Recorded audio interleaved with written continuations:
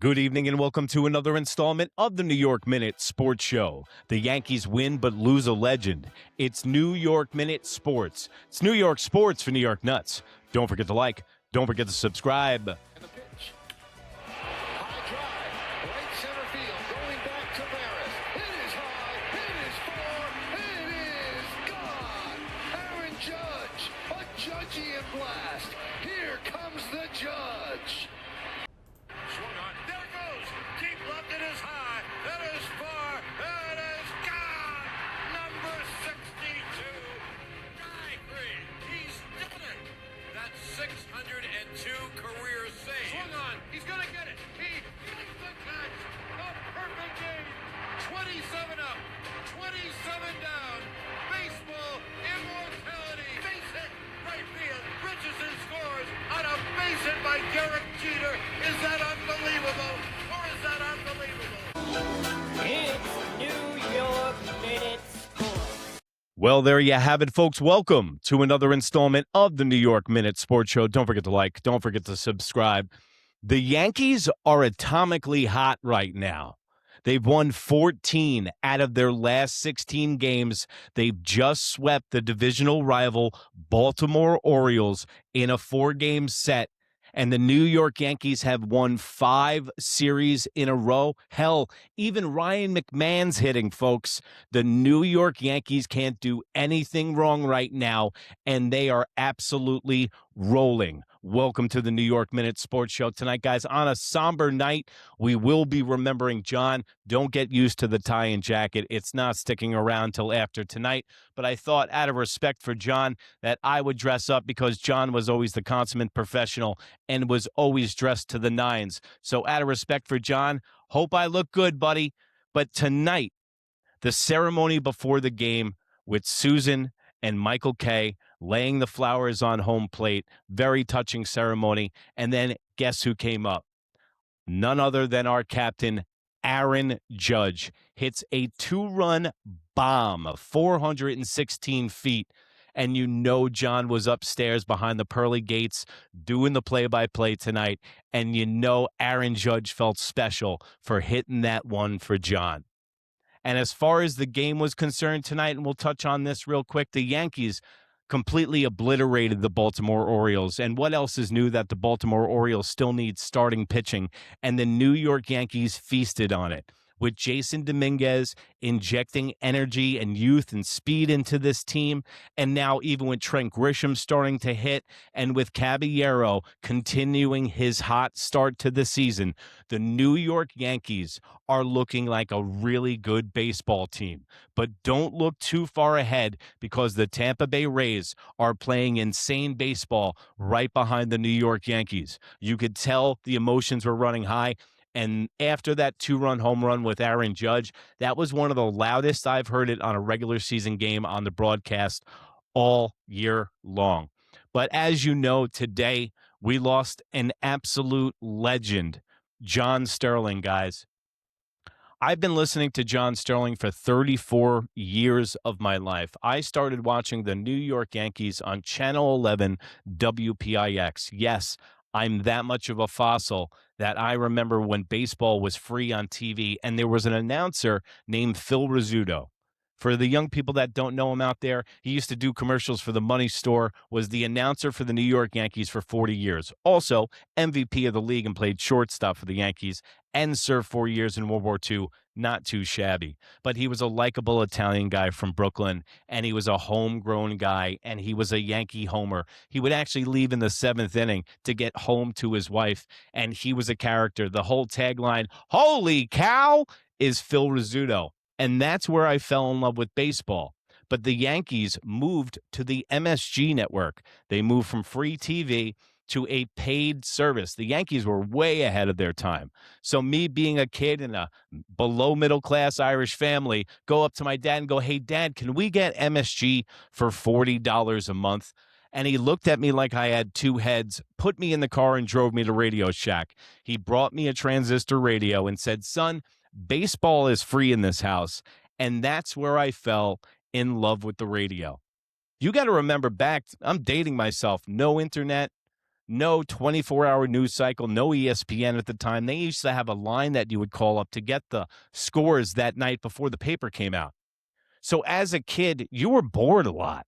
And especially in the summertime, being off from school, it felt like it was 3 years long. But when you had your radio next to you, you could listen to sports talk during the day, and then you either get John at 105 and 705, and you get him 6 days a week. The one thing about the radio and John Sterling is the sound of his voice. One of the smoothest voices. Well, I thank you, Susan.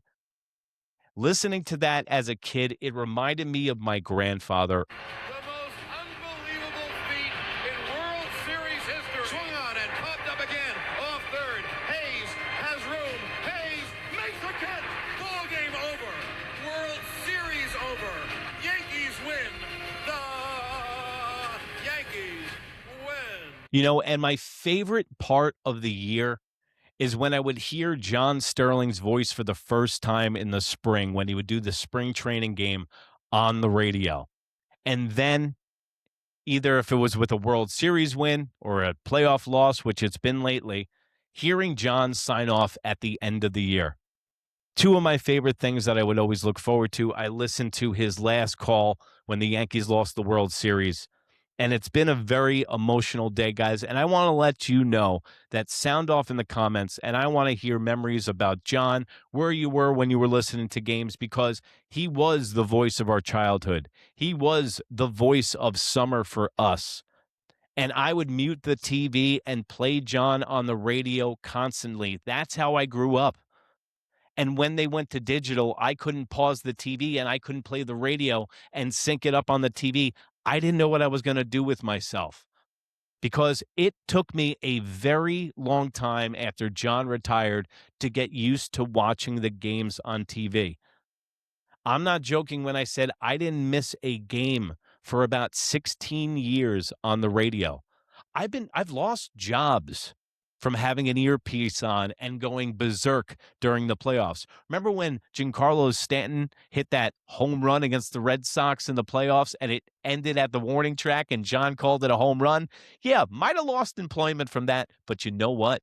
It was worth it. But I go back to the times and think about the great moments, whether it was the Scott Brosius home run against the Diamondbacks in the World Series. Swung on and hit in the air to deep left. That ball's high. It is far. It is good. I don't believe it. When I'm in my bed waiting for school the next day and my parents think I'm asleep and I'm listening to it on my Walkman and I'm celebrating in my room with the home run and I hear my dad yelling, we come out and celebrate in the living room. And that's what it's all about. This transcends just John passing away. This is a piece of my life and a piece of my childhood, and I know you guys feel the same exact way. I've heard John Sterling's voice more than any other person ever. I've been listening to him for 35 years, 6 days a week for 4-hour shifts. That is something that you're never going to be able to relive, and especially in a day and age where everything changes, he was the one constant.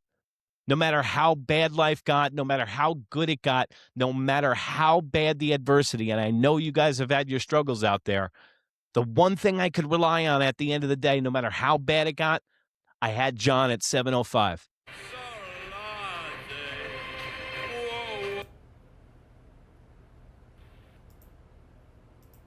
Room. Hey, Tanaka. That ball is going to be gone. A grand slam to win the game. Giancarlo knows he pulls the bar. And you know who else I had? I had Susan, and I still got her. But props to John. He was asked if he wanted to hire Susan because there was some heat that she was a woman. Yes, this is how long ago that was. And John said, absolutely not. I'll take Susan in a heartbeat. And they reminded me of an old married couple.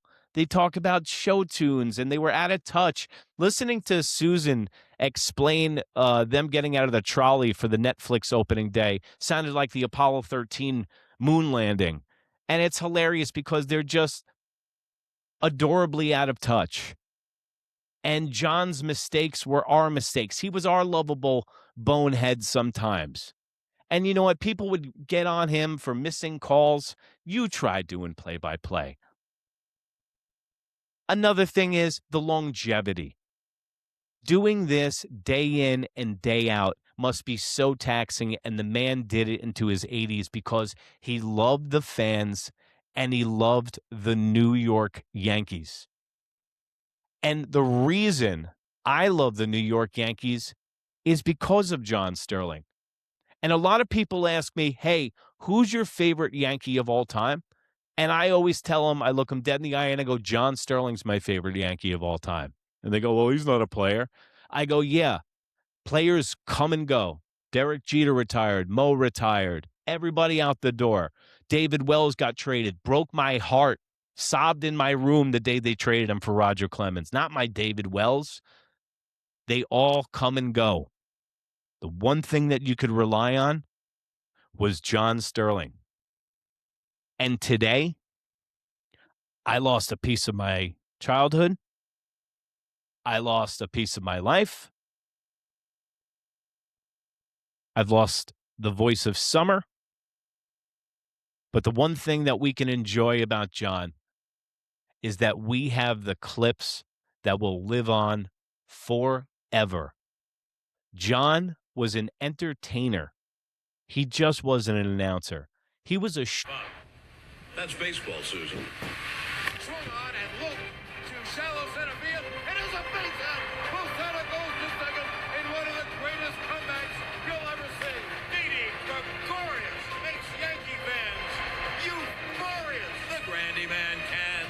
No, the Grandy Man can. showman. And you know what? I hope that rubs off on me a little bit when I do this show and do the wacky stuff that I do, because this isn't a show. This is who I am. And that's who you got every day on the radio. John Sterling was perfectly flawed, and he was our guy, and he was my guy. John, I love you. Best of luck. You're in my prayers. Also, to John Sterling's family and his 4 children that he left behind, God bless.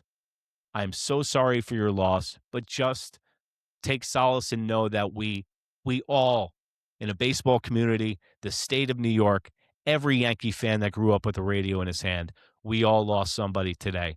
And you know what? John is right where he should be. And I know he's having a stiff scotch right now, shooting the shit with Thurman Munson, Corey Lytle, all the guys that have passed by. I know John's up there cracking him up. Imagine John Sterling and Bob Shepard hanging out up there.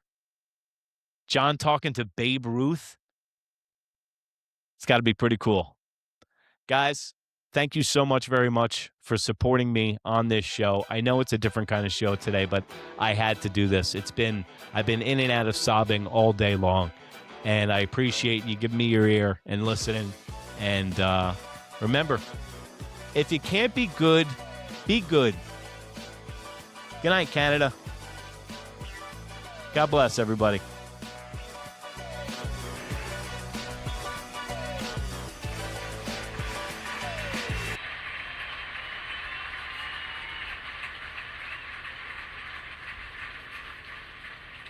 And now, ladies and gentlemen, will you please rise and remove your caps?